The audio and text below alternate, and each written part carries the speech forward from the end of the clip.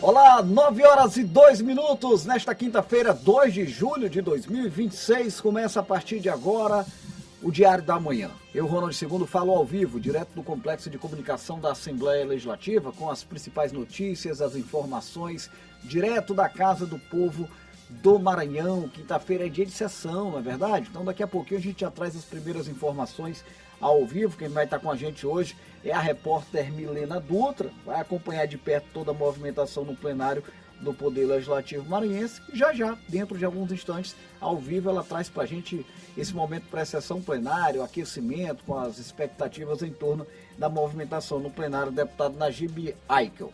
Por falar no plenário, daqui a pouquinho eu trago também um resumo com tudo que aconteceu na Assembleia Legislativa do Estado do Maranhão. Ontem tivemos sessão plenária, foram vários assuntos destacados pelos parlamentares da tribuna e você vai acompanhar tudo aqui com a gente no Diário da Manhã. Eu vou receber já o doutor Emílio Pereira, que é professor de Direito Tributário, Econômico e Financeiro.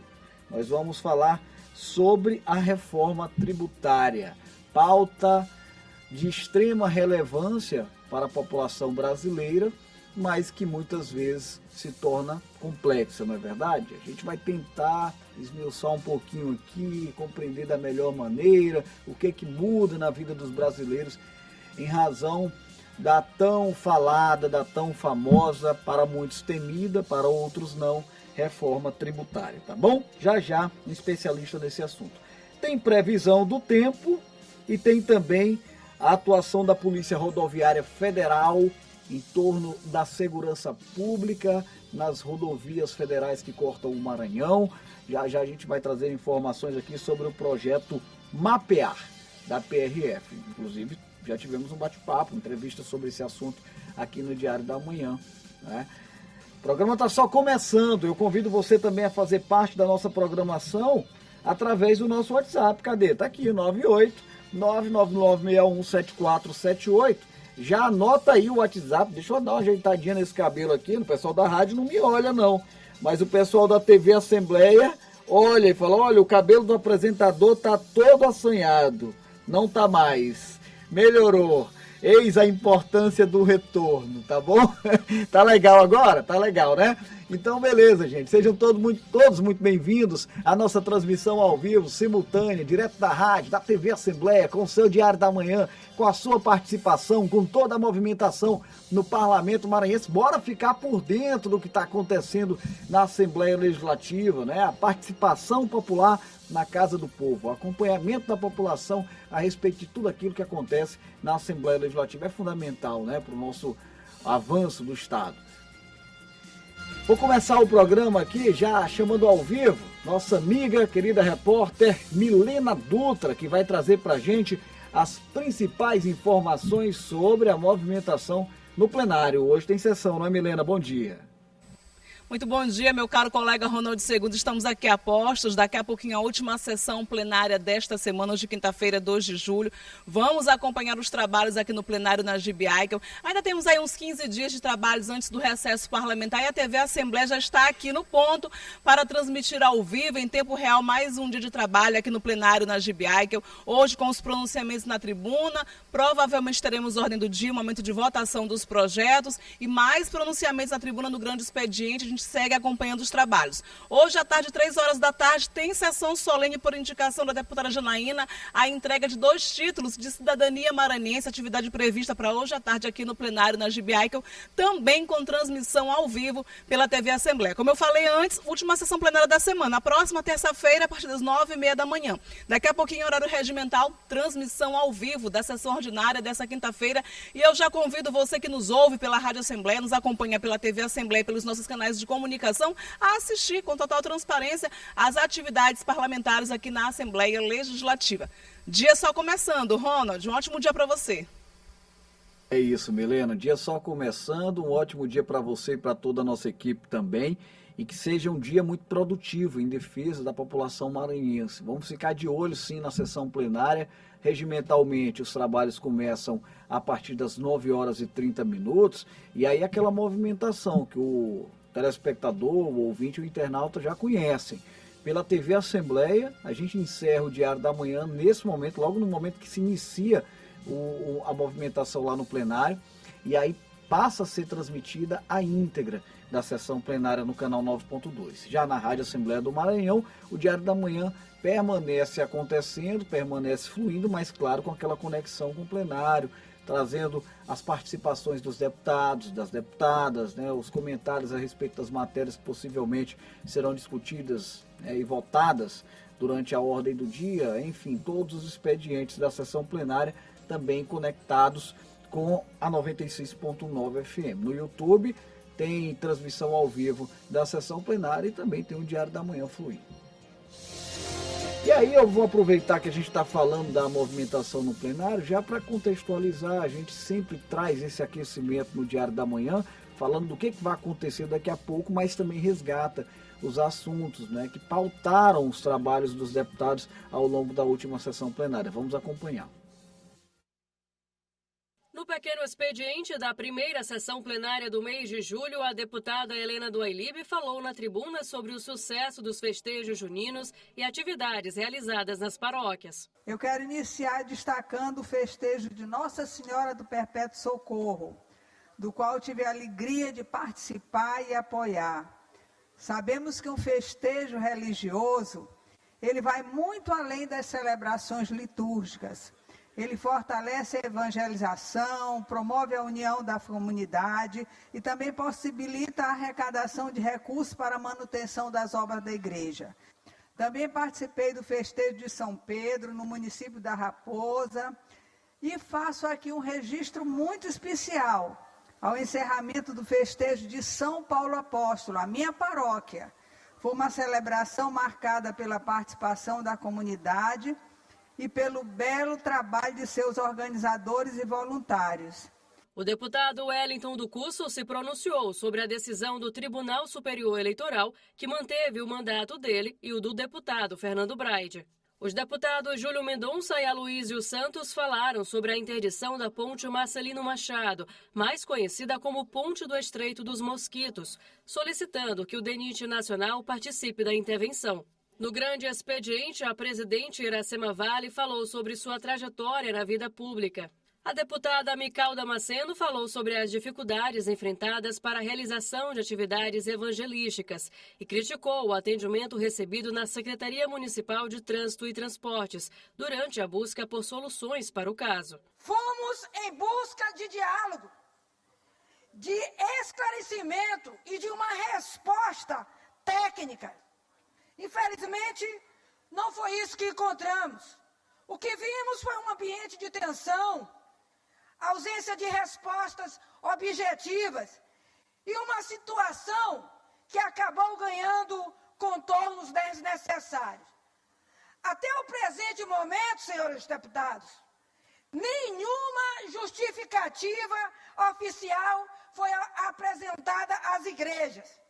A presidente do parlamento, deputada Iracema Vale, também se pronunciou sobre o atendimento feito pelo órgão público à parlamentar e solicitou uma posição oficial da SMTT sobre o ocorrido. Quero dizer, como deputada estadual, como presidente da casa, que considero inadmissível o tipo de tratamento dispensado a uma parlamentar. Não se trata de ser a deputada Mical. Qualquer deputado ou deputada teria que ter sido tratada com respeito, porque nós representamos o povo do Maranhão. Aliás, qualquer cidadão. Sim. Qualquer cidadão deveria ser tratado com a maior deferência possível. Os deputados Neto Evangelista, Eric Costa e Florencio Neto também se solidarizaram com a deputada Mical. Ali a senhora não estava falando só pela Mical. Ali Vossa Excelência estava falando por milhares e milhares de pessoas que representam, que fazem parte das igrejas evangélicas, que estão sendo prejudicados por morosidade e muitas vezes por não permissão da evangelização. Vossa Excelência estava ali brigando pela possibilidade da expansão da evangelização. E é a própria Bíblia que nos diz: ide por todo mundo e pregar o evangelho a toda criatura. Amém. Então eu gostaria muito que isso fosse respeitado e que o evangelho pudesse atingir cada vez mais irmãos maranhenses nossos. Amém. Que Deus abençoe a senhora. Então é uma causa nobre, merece esse registro e o apoio desta casa. Conte com a nossa solidariedade, conte com a nossa parceria, mas, acima de tudo, com o nosso respeito a essa missão, a essa bandeira que Vossa Excelência defende, que Vossa Excelência leva com muita propriedade. Que Deus abençoe e que nós tenhamos uma resposta, um esclarecimento por parte do município, porque um fato tão grave como este não pode ficar no esquecimento. De fato, temas relevantes tratados pelos parlamentares ao longo da sessão plenária de ontem na Assembleia Legislativa do Estado do Maranhão. Você pode rever, inclusive, cada pronunciamento, a participação da deputada Mical Damasceno, da presidente da Assembleia Legislativa do Maranhão, da deputada Iracema Vale e de todos os deputados, inclusive os que apartearam a deputada Mical Damasceno, através do nosso canal oficial no YouTube. Basta acessar TV Assembleia do Maranhão. Bora falar agora sobre reforma tributária no nosso quadro de entrevista aqui do Diário da Manhã. Entrevista.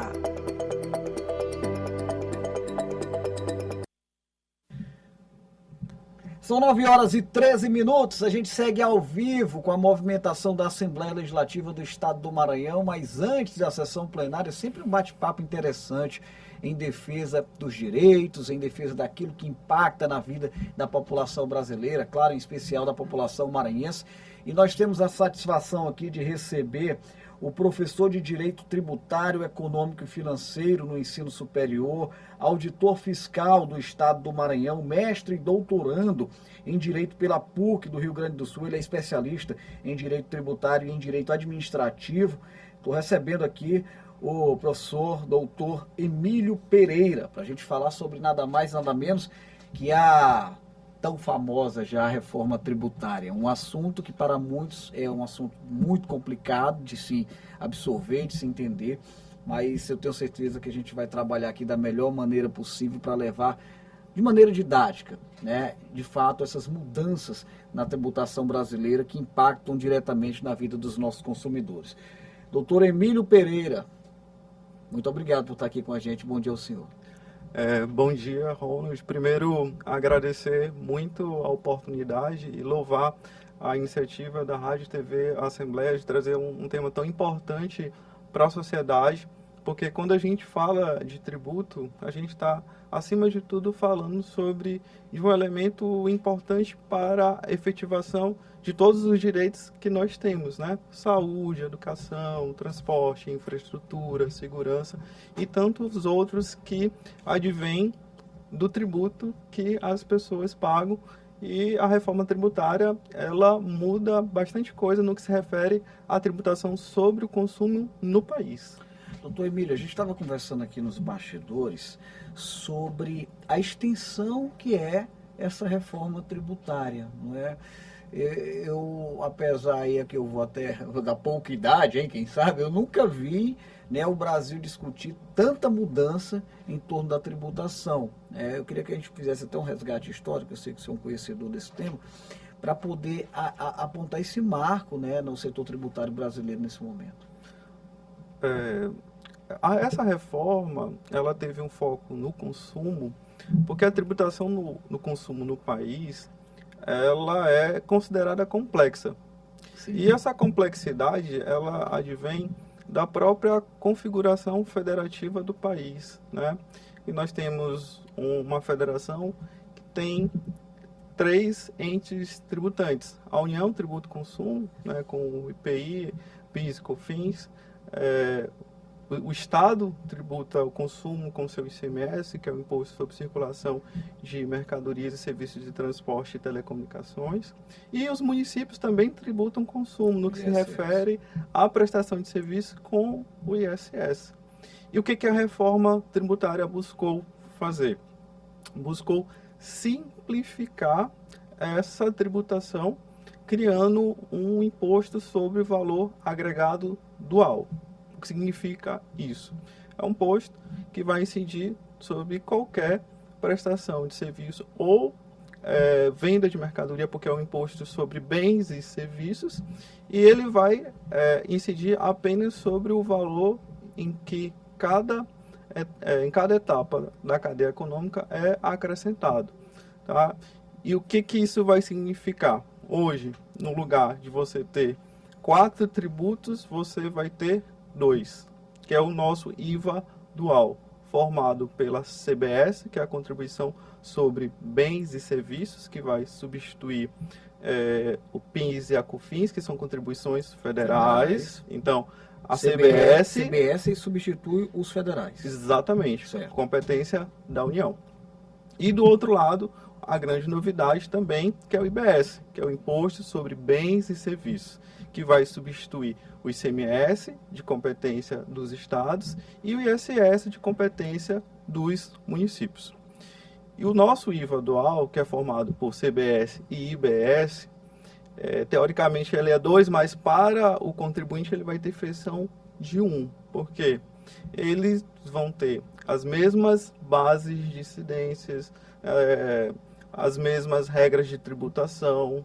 Então, por isso que se chama de tributos gêmeos. Isso foi uma forma de simplificar a tributação no país, em que hoje como funciona? Cada ente tem sua própria legislação. Então, a gente vai ter uma legislação única. Então, no lugar de 26 legislações de ICMS e também mais uma que é do Distrito Federal, que também tributa com o ICMS, nós vamos ter um. Né? E no lugar também das 5.570 legislações de ISS, nós vamos ter uma. E isso é uma grande simplificação, um grande avanço, sobretudo para quem empreende no país. Pois é, eu observo que simplificar é a palavra-chave quando a gente vai abordar inicialmente esse tema. E, de fato, eu já vejo com bons olhos, porque quando você descomplica ali, facilita o entendimento do consumidor, né, naturalmente se espera algo positivo em torno disso. Ponto. Mas o que mais interessa à população brasileira, eu sei que pode ser muito relativo, porque depende dos estados, dos municípios, da própria federação. O senhor acha que toda essa descomplicação da coisa pode resultar, de repente, numa redução ou não de impostos, isso de maneira geral? Repito, eu pondero achando que é muito relativo isso, né?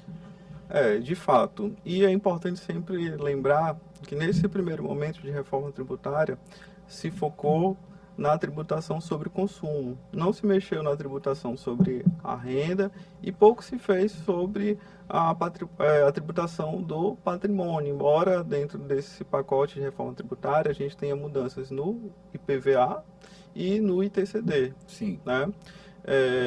E uma coisa que se discutiu, até porque assim, uma reforma tributária ela envolve um processo político de muito debate. Tanto é que a pauta mais polêmica dos últimos anos. Exatamente. Classificar está entre as 3, pelo menos. Exatamente. E o que se explica todo esse tempo de espera. Foram quase 40 anos de discussão até chegar ao ponto de ter um amadurecimento para que se pudesse aprovar uma mudança constitucional, né? Porque a reforma tributária ela é fruto de uma emenda constitucional. Então, nesse primeiro momento, não se espera uma redução de carga tributária para o consumo, embora fosse o ideal, né? Porque a tributação acaba sendo uma outra discussão essa questão. É uma outra discussão, também uma discussão política, porque assim, a carga tributária no Brasil hoje, segundo a Secretaria do Tesouro Nacional, ela está na casa de 32,4%. E desse 32,4%, 40% é a tributação sobre o consumo. Então, dentro do perfil da tributação no país, a tributação do consumo ela tem uma relevância muito grande, né? Só que a mudança disso, né, por exemplo, a gente passa a ter uma tributação maior sobre a renda do patrimônio para que a gente possa reduzir essa tributação do consumo, que naturalmente ela é regressiva, ou seja, ela não consegue atender bem a capacidade contributiva, ou seja, aqueles que realmente têm uma maior capacidade econômica possam contribuir mais e aqueles que têm menor capacidade econômica contribuir menos, seja concretizada.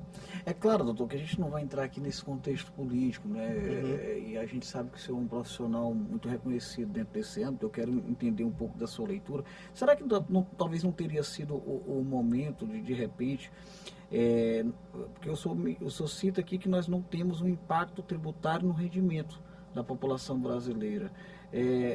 Seguindo a legislação, né, seguindo a lei, será que não teria sido uma oportunidade de melhorar a vida da população também partindo para esse lado? Ou como é que o senhor vê essa leitura atual? Nesse sentido, essa reforma ela trouxe um mecanismo importante, né, chamado cashback, né, que é, em outra linguagem, a devolução personalizada do tributo para aquelas pessoas que estão no cadastro único, ou seja, aqueles beneficiários de Bolsa Família, né? É um retorno para as pessoas em situação de vulnerabilidade social. Exatamente. Isso vai permitir que o que aquelas pessoas gastaram com a compra de, por exemplo, alimentos, retornem para elas, né? Então, isso acaba sendo um mecanismo importante de correção de distorções econômicos sociais produzidas pela tributação. Então, nesse sentido, a reforma tributária acaba avançando. Tá? E isso, é claro que gera um certo otimismo no âmbito econômico geral do país, né? Porque se você tem uma população que nesse momento se encontra em situação de vulnerabilidade social, em situação melhor de segurança econômica, o que se espera é que o Brasil, que o país possa evoluir, avançar também em todos os sentidos, inclusive atingindo até outras camadas da população. Estou certo ou estou errado? Está correto, é o que se espera dessa reforma tributária, que ela possa melhorar o ambiente de negócios no país, né, pela redução da complexidade, pelo aumento da segurança jurídica. No caso do cashback, ele, ao devolver o tributo para as pessoas que têm menor capacidade contributiva, acaba aumentando o poder aquisitivo dessas famílias e com isso elas podem consumir mais, né? E ao consumir mais, você acaba incentivando a economia. Então, sim, é algo importante. E assim, quanto que o impacto real dessa mudança, né, em torno da reforma tributária já começa a surgir na vida da população brasileira? Como é que o senhor enxerga isso? A reforma tributária, dada a complexidade dela, ela estabeleceu um regime de transição. Sim. Né? Então, por exemplo, nesse momento, a gente vive a fase de teste de IBS e CBS. Tá? A CBS ela vai ser implementada de forma mais rápida. Né? Atualmente, nessa etapa de teste, a alíquota da CBS, que é a contribuição sobre bens e serviços, é 0,9 e o IBS é 0,1. Né? A partir do próximo ano, a CBS já será plena e a IBS vai continuar a fase de teste até 2028. A partir de 2029, nós vamos começar a ter a elevação da alíquota da IBS e a redução das alíquotas de ICMS e ISS até chegar a 2032. Por quê? A partir de 2023, nós teremos apenas IBS e CBS. Nós não teremos mais ICMS e ICMS. É uma discussão aí de 4 décadas, né? Quem viu, viu. Né? É verdade. E essa é uma reforma tributária da nossa geração. Né? Então, a primeira reforma tributária que o país teve foi em 1965. 65. Também com a emenda constitucional número 18, que foi uma emenda à Constituição de 1946. Em 88, a gente tem um outro grande momento tributário, né, com a Constituição. Sim. E agora, 2023, com toda essa reestruturação da tributação sobre o consumo do país. Muito bem. Olha, gente, vai rolar aqui na Assembleia Legislativa do Estado do Maranhão um curso sobre reforma tributária, né? E nós teremos aqui o doutor Emílio Pereira, ministrando o curso, né? Vai acontecer entre os dias 6 e 10 de julho, né? O que é que o servidor da Assembleia Legislativa, professor, e o próprio público externo que vai participar também desta importante agenda deve esperar, né? Então, Ronald, primeiro, parabenizar, né, a Escola do Legislativo por sempre trazer temas importantes, né, para casa e também para a sociedade. O curso ele se propõe a explicar o sistema tributário brasileiro antes e depois da reforma tributária. Sim. Então, nós buscaremos explicar por que reformar a Constituição, por que reformar esse modelo de tributação e se de fato a reforma ela enfrentou os grandes problemas e a partir também da emenda constitucional entender o que mudou, como foi estruturada a emenda constitucional, qual é a sua lógica, entender os tributos que foram criados, esses que nós tivemos a oportunidade de conversar na nossa entrevista, IBS, CBS, e também outros tributos que foram modificados, como IPVA, ITCD, IPTU, a contribuição de iluminação pública, né, os fundos que foram criados. Então, assim, nós temos muitos temas que atravessam a reforma tributária e ao longo desses 5 dias nós buscaremos explorar cada um desses pontos. Olha, eu tenho certeza que será um curso muito proveitoso, né? A Escola do Legislativo ela tem um trabalho fantástico no sentido de ampliar o processo de capacitação dos servidores do Parlamento Maranhense, mas também faz um trabalho social extraordinário. Inclusive, esse curso da reforma tributária também vai atender o público em geral.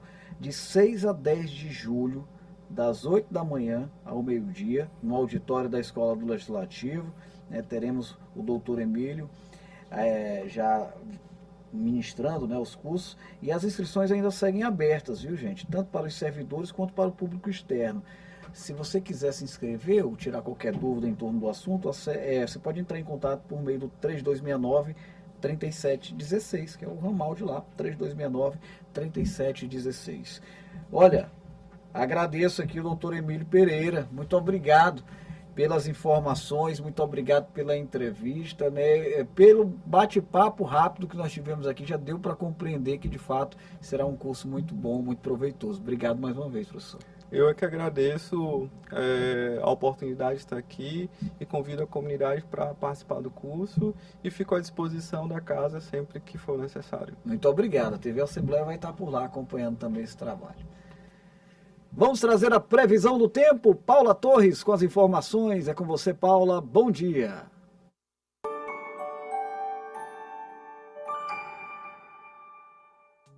Oi, muito bom dia para você e para todo mundo que nos acompanha aqui no Diário da Manhã.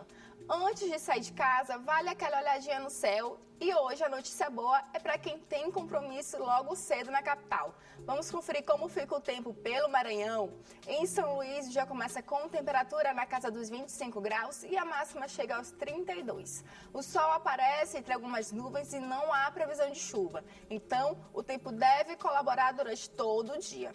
Agora vamos para o leste maranhense. Em São Francisco do Maranhão, o calor continua predominando. Os termômetros ficam entre 24 e 33 graus. Com bastante sol e aumento de nuvens durante a tarde, mas sem previsão de chuva. E ainda na mesma região, em São João do Sota, o cenário é bem parecido. Por lá, a temperatura varia de 21 a 32 graus. Com sol durante o dia e mais nuvens à tarde, mas o tempo segue firme. Que o seu dia seja leve, produtivo e com um tempinho bom para colocar tudo em prática. Daqui a pouco eu volto no F1 com mais informações. Até já!